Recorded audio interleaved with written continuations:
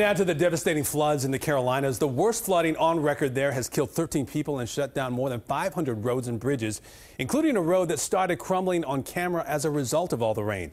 CBS 4's Don Champion has more on the flood of trouble.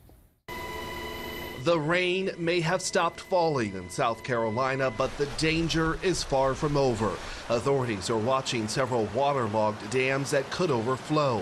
Flooding has already shut down hundreds of bridges and roads in the state, something Governor Nikki Haley warned will continue. You're going to start to see road closures down from the Midlands down to the Low Country as that water flows. So don't be surprised if there's a road that's open now. That doesn't mean it's going to stay open. Over the weekend, some cities saw more than 20 inches of rain. Members of the State National Guard Helicopter Aquatic Rescue Team have been searching for people who are missing. Some are in towns that have been cut off.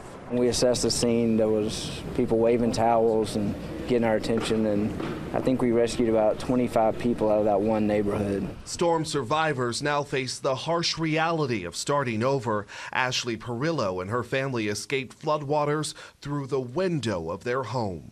This is all we own. What we got on us now is all we own. Federal assistance is now on the way to the hardest hit parts of the state. Don Champion, CBS News.